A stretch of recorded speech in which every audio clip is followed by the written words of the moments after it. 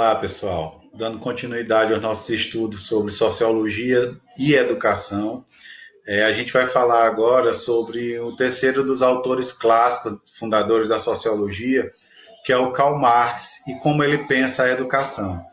Então, Karl Marx é um autor que, como vocês perceberam nas nossas aulas sobre a sociologia do Karl Marx, um autor muito crítico à sociedade capitalista, certo? Um autor que criticava muito as desigualdades sociais, as contradições desse capitalismo, a apropriação de renda dos mais, dos mais ricos, certo? Pelos mais ricos, na verdade, as condições em que viviam os trabalhadores.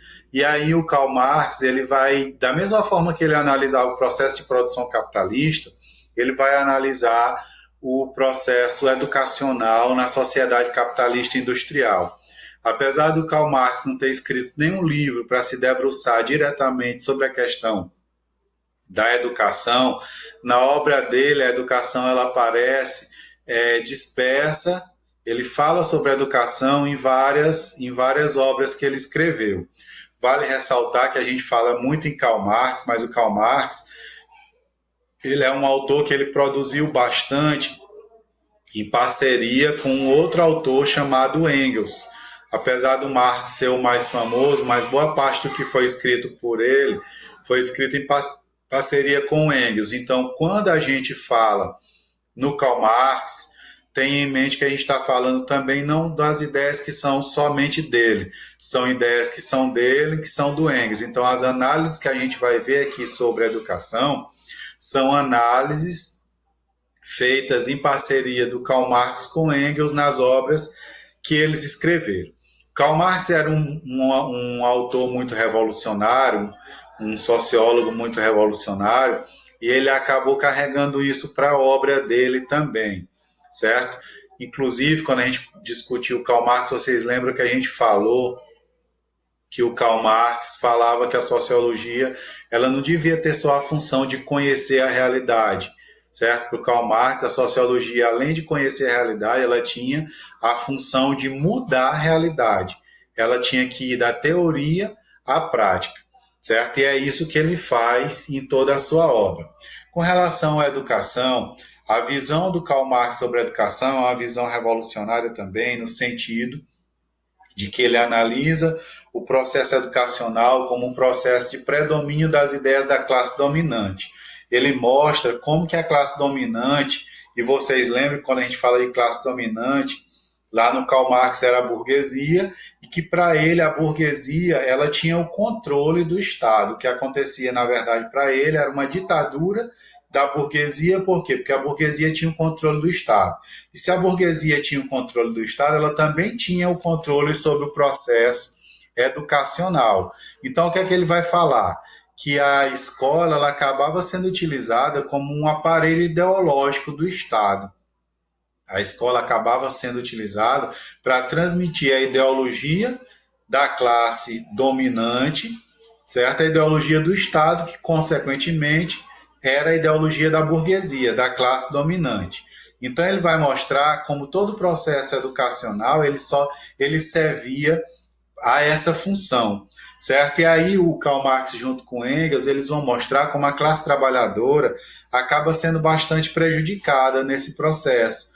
Por quê? Porque se a escola ela serve à classe dominante, então ela não é favorável à classe trabalhadora, porque a classe trabalhadora, na verdade, ela lá na escola, a classe trabalhadora ela é levada a tentar a ser adequada ao processo de produção capitalista. Lá, o filho do operário é ensinado a ter disciplina, por quê? Porque ele vai precisar ter disciplina no trabalho, ele vai ser ensinado a ter organização, porque ele vai precisar ter organização no trabalho, mas o que eles vão mostrar é que a escola da classe trabalhadora é uma escola precária, ela não é a mesma escola da classe dominante. E o Marx vai dizer é que a escola que ensina ao filho do operário tem que ser a mesma escola que ensina ao filho do industrial, burguês, porque assim se reduziria, se acabaria com as desigualdades sociais. Então, o que o Engels vai mostrar, por exemplo, num livro que ele escreveu chamado A Situação da Classe Trabalhadora na Inglaterra, é justamente essa situação precária da escola dos filhos dos operários. Lá no livro, nesse livro, o Engels vai mostrar, no livro Capital, por exemplo, o Marx vai mostrar, por exemplo, como funcionava uma sala de aula é, da classe trabalhadora dos filhos da classe trabalhadora.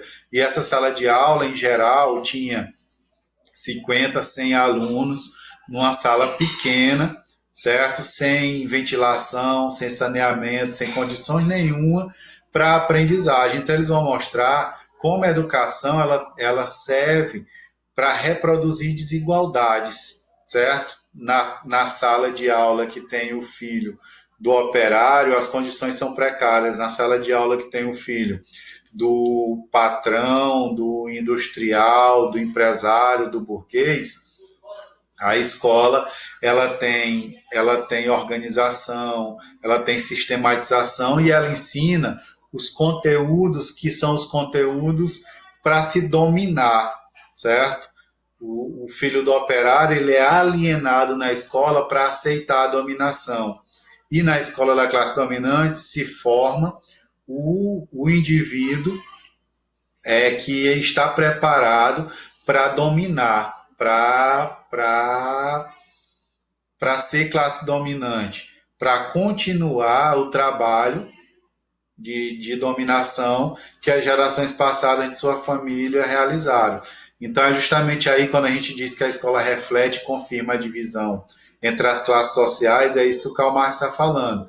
Existe escola de rico e escola de pobre. Será que se a gente trouxer para a nossa realidade a gente não vai perceber isso? Logicamente que sim.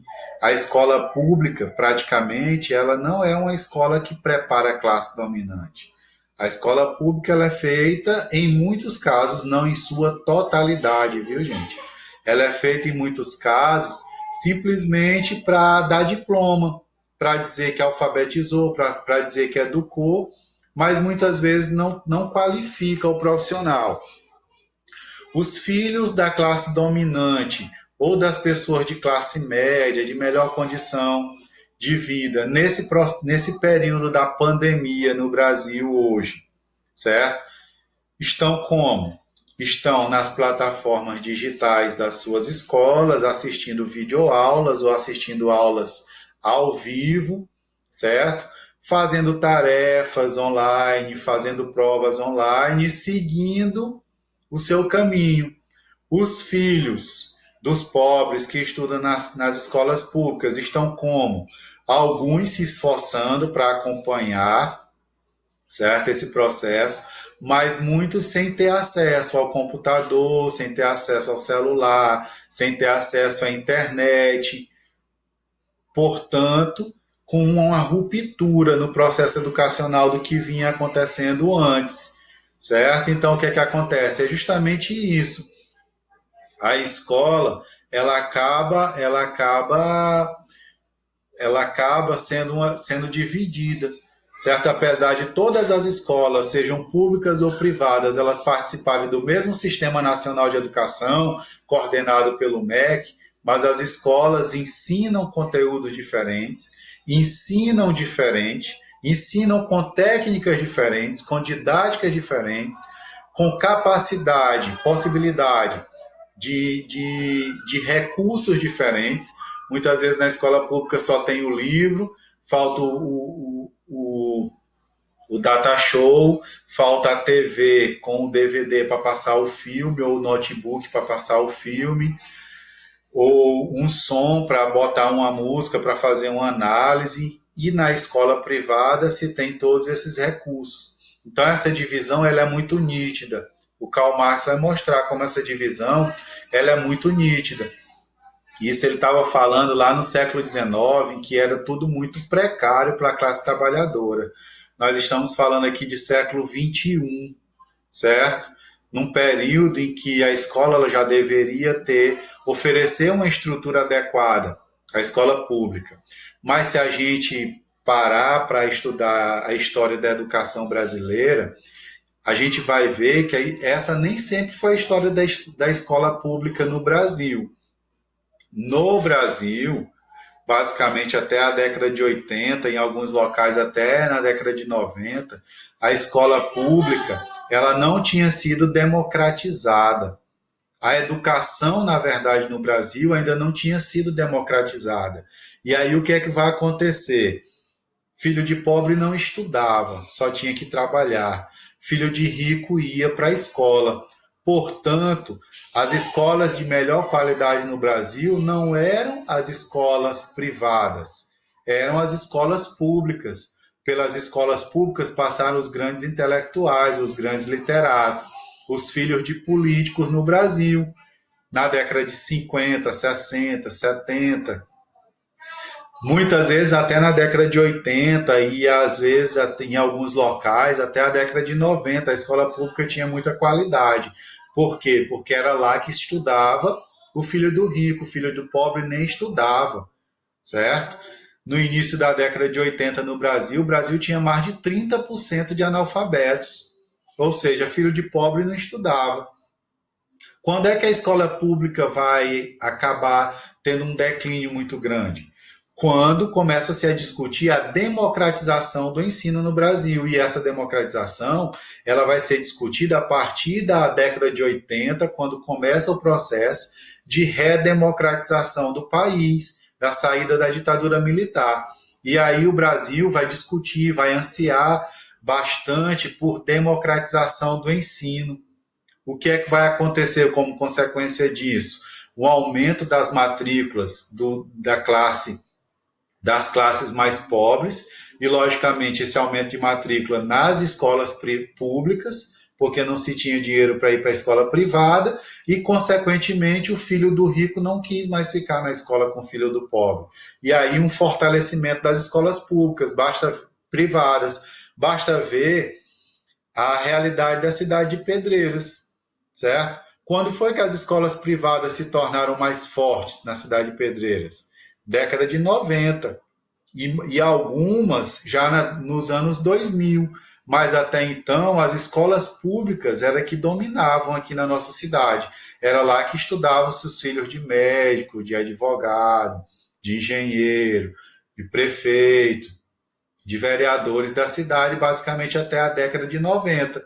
Se nós formos olhar hoje para as escolas públicas em Pedreiras, não tem ninguém dessas classes sociais, desses grupos sociais, na escola pública.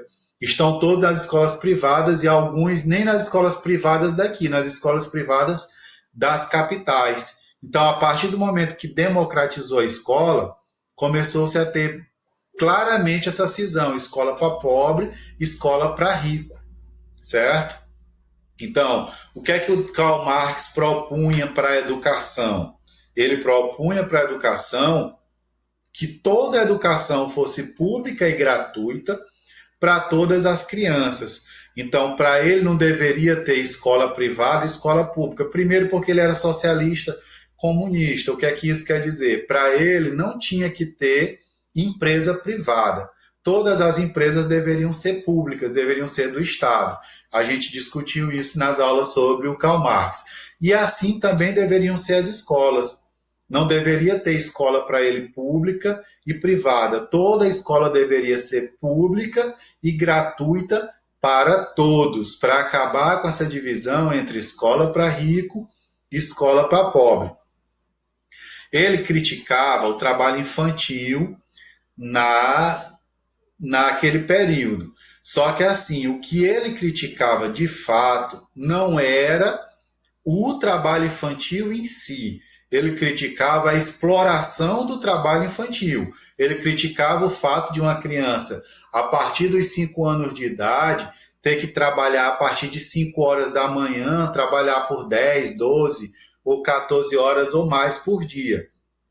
Então ele dizia o seguinte: trabalho infantil enquanto exploração era um problema. Ele defendia que o trabalho infantil deveria ser utilizado como um valor útil, por quê? Porque o trabalho para ele formava muito bem o cidadão, certo? Então, um valor útil para formar esse cidadão, mas não de forma exploratória como acontecia. E aí, Lá no livro Capital, ele vai até especificar como que cada faixa etária deveria trabalhar.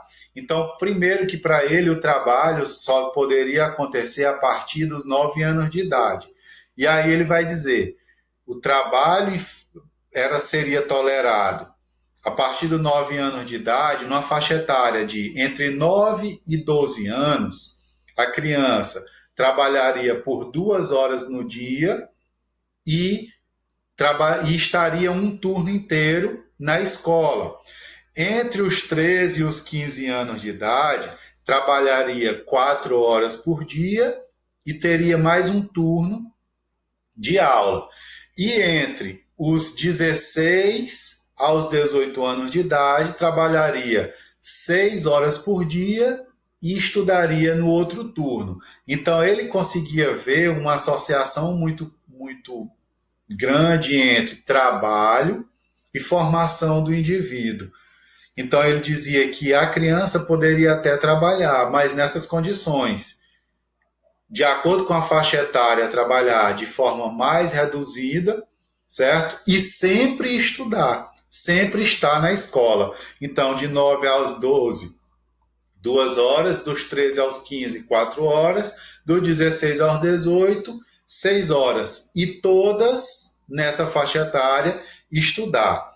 Então, uma outra coisa é que o Karl Marx, ele tinha uma visão muito parecida com o que é o ideal, ainda hoje se torna uma discussão muito ideal nos dias de hoje, que é a formação do indivíduo de forma completa através da educação. Para quem estuda pedagogia, ouve muito falar sobre isso, a formação do ser integral, a formação do indivíduo integral. O indivíduo recebe a educação mental, a educação corporal e uma educação científica. Certo? Então, o Karl Marx, lá no século XIX, no livro Manifesto do Partido Comunista, ele já discutia isso. Certo? Para ele, a educação ela deveria formar o ser integral. E aí ele criticava, nesse período, a educação em tempo integral, que é uma educação que hoje tem sido cada vez mais implantada na nossa realidade, porque para ele a educação integral só valorizava, daquela época, só valorizava os conhecimentos. E aí o que ele pregava é que a educação em tempo integral deveria valorizar a formação desse indivíduo integral, mente, corpo e conhecimento, e a formação para o trabalho. Certo? Então, para ele, a educação em tempo integral, ela pecava por quê? Porque ela não era uma educação também para o trabalho. Então, essa educação politécnica ou omnilateral era uma educação que deveria formar o ser humano de forma completa. Se a gente for observar, nenhum dos outros autores falava dessa forma que o Karl Marx fala. E justamente um dos autores mais atacados na educação, principalmente para grupos de direita no Brasil, é o Karl Marx, porque fala de revolução. E essas ideias dele, que são totalmente positivas, elas são desprezadas. Uma outra coisa que o Karl Marx falava é que deveria haver uma inseparabilidade entre educação e política. Para ele, a educação deveria servir à conscientização política do indivíduo. Então, conscientizar politicamente o cidadão, certo? E aí a gente chega bem aqui nas reflexões que o Karl Marx fala sobre a educação para mostrar qual era a visão que ele tinha sobre a educação, essa educação integral que eu acabei de falar para vocês. Então, o que é que ele vai dizer? A educação primeira deveria ser a educação de forma espiritual. Aqui é educação de forma espiritual, não é uma educação religiosa, viu? O Karl Marx ele combatia a influência da religião na educação. A educação de forma espiritual era a educação do indivíduo de forma que o preparasse mentalmente, espiritualmente, para enxergar o mundo, certo? Nesse sentido aqui, seria uma educação no sentido de formar o intelecto, mas também formar o intelecto de forma humanizada, formar o intelecto. Aqui o espírito nesse sentido aqui, não é um espírito no sentido de religiosidade, é um espírito no sentido de valores, certo? A formação espiritual seria essa formação do indivíduo com valores. A segunda seria uma educação física. O que é que ele quer dizer com isso? Que as aulas de educação física, elas deveriam ser lecionadas para quê? Para formar, para moldar o corpo do indivíduo, por quê? Porque esse indivíduo também precisaria do seu corpo preparado, do preparo físico, desse corpo moldado para o mundo do trabalho. Então, a educação física ela serviria para a saúde do indivíduo e para formar o indivíduo para o mundo do trabalho.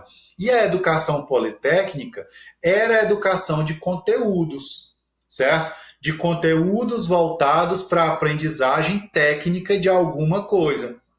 Então, que é transmitida que transmitia os fundamentos científicos gerais de todos os processos de produção e que, ao mesmo tempo, introduz a criança e o adolescente no uso prático, na capacidade de manejar os instrumentos elementares de todos os ofícios. Então, uma educação do espírito que formava os valores, uma educação física que preparava o corpo para o mundo do trabalho e uma educação politécnica que ensinava os conhecimentos científicos, que é o que a gente estuda na escola, e preparava o indivíduo para o mundo do trabalho. E aqui é quando a gente vê que em algumas situações históricas no mundo, quando as ideias do Karl Marx acabaram sendo implementadas. E na Comuna de Paris, que aconteceu em 1871, essa Comuna de Paris foi um governo feito por trabalhadores, certo? Primeiro governo feito exclusivamente por trabalhadores. Aconteceu uma rebelião em Paris, os trabalhadores conseguiram derrubar o poder e implantar esse governo. E a Comuna de Paris, ela aconteceu inspirada nas ideias do Karl Marx, certo?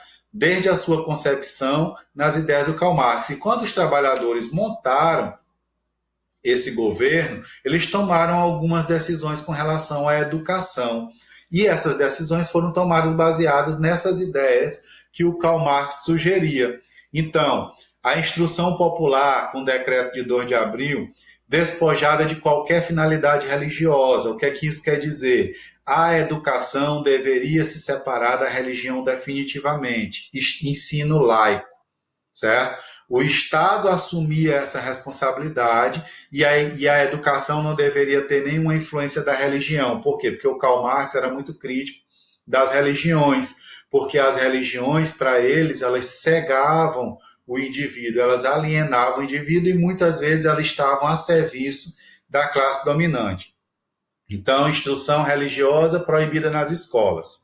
Uma outra afirmação do Karl Marx posta em prática. O filho do camponês deveria receber a mesma instrução que o filho de rico. Além disso, gratuitamente, aquilo que a gente falou no início do vídeo, certo? Não deveria ter escola para rico e para pobre. Todos na mesma escola e todos tendo ensino gratuito. Abria-se para as mulheres o acesso à instrução prevista para os homens, porque até nesse período as mulheres não podiam estudar da mesma forma, os mesmos níveis de educação que os homens, e também procurou difundir o estudo com o trabalho produtivo para dar vida a homens completos, iniciando instituição de escolas de novo tipo, nas quais se realizassem tanto uma ampla preparação profissional quanto uma rigorosa instrução científica. Então, na Comuna de Paris, as ideias do Karl Marx, as ideias centrais do Karl Marx sobre a educação acabaram sendo implantadas. Pena que a Comuna de Paris foi um governo que demorou pouquíssimo tempo, certo? Então é o seguinte, o Karl Marx analisando a realidade da educação lá na Inglaterra, na Revolução Industrial, ele vai mostrar uma educação muito precária para os mais pobres. Ele vai mostrar a realidade de salas de aula superlotadas, em que não se tinha nenhum cuidado com a questão da higiene, do saneamento básico. As crianças tinham que aprender em um ambiente totalmente insalubre. E quando a educação passa a ser oferecida, ainda que nessas condições, foi por conta de leis que foram criadas na segunda metade do século XIX, que obrigavam toda a fábrica só podia funcionar com crianças trabalhando se oferecesse educação. Então, o que é que acontecia? Essa lei obrigava que se tivesse educação para os filhos dos operários, no entanto, ela não fiscalizava. E a educação que era oferecida, ela era oferecida de qualquer forma, só para ter o alvará ali para mostrar para o Estado, aqui, ó, nós oferecemos educação. Então era tudo muito precário, era tudo muito desigual, certo? Então o que é que o Karl Marx vai dizer? A ideologia capitalista, ela acaba se impregnando na escola, certo? Então a escola acaba reproduzindo a ideologia capitalista. E a gente, até as desigualdades sociais, acaba naturalizando. Tem muitos professores, por exemplo, que veem muitas desigualdades sociais como coisas extremamente normais, como se não fossem injustiças. Por quê? Porque não foram formados de forma crítica. Então, as relações sociais da produção capitalista acabam sendo incorporadas na visão que a escola transmite. E aí as pessoas vão se alienando, assumindo essa dominação de forma muito natural, certo? Não se revoltam, inclusive, com a situação de a escola não ter água, de a escola não ter um bebedouro, de a escola não ter água no banheiro, de os banheiros serem sujos, das salas de aula serem insalubres, certo? De não ter ar-condicionado, de faltar, às vezes, o livro didático, de o professor, muitas vezes, faltar, não aparecer para dar aula. Então, todo esse contexto, muitas vezes, não é contestado. Todo esse contexto, muitas vezes, é encarado como uma coisa natural. E todo mundo diz, vai ser assim, sempre foi assim, vai ser assim para sempre, e não se muda. E o que o Karl Marx pregava era que a educação ela transformasse essa realidade.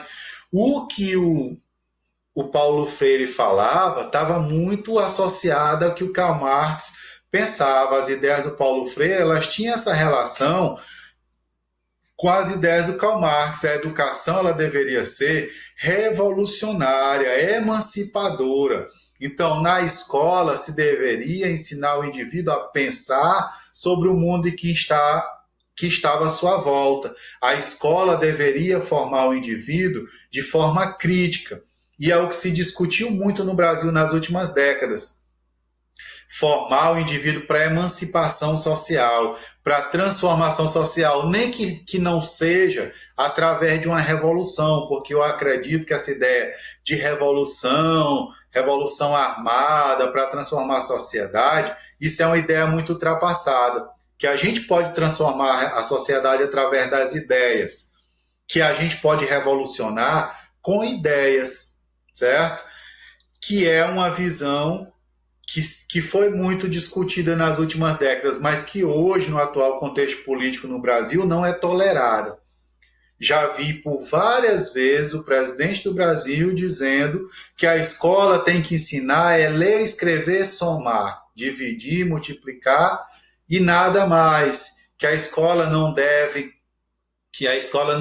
ter essas disciplinas humanísticas que levam à crítica social, que levam à análise social, à compreensão, que isso quem faz é a família, é a igreja. Então, atacando muitas vezes o conteúdo, o currículo da escola, por quê? Porque o currículo da escola no Brasil hoje se constituiu como um currículo que pelo menos na teoria, leva o indivíduo a essa reflexão, porque tem disciplinas como sociologia, como filosofia, como arte, como literatura.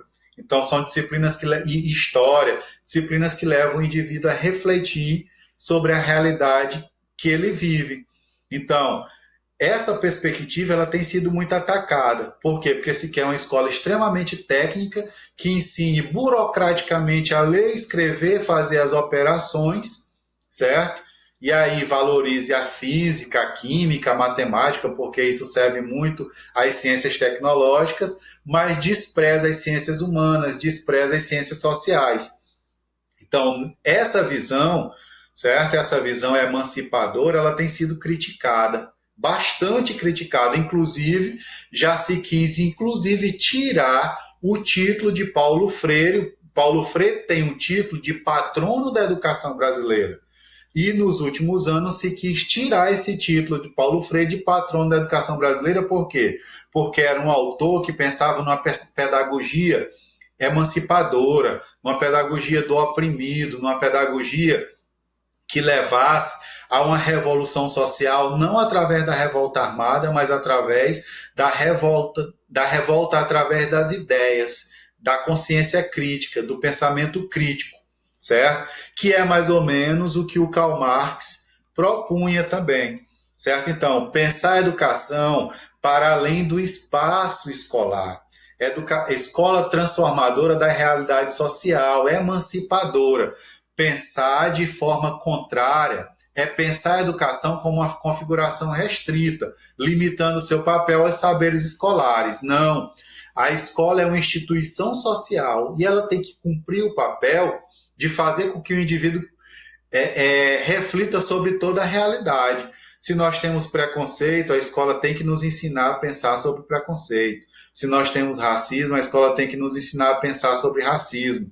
Se nós temos desigualdade social, a escola tem que nos ensinar a refletir sobre as desigualdades sociais. E a escola tem que nos levar a construir caminhos para destruir todas essas desigualdades, certo? Todos esses preconceitos, todos esses racismos.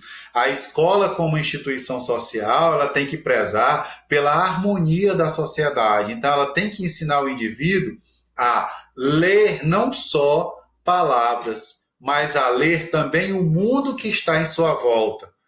Não é a escola que tem que ser a instituição transformadora.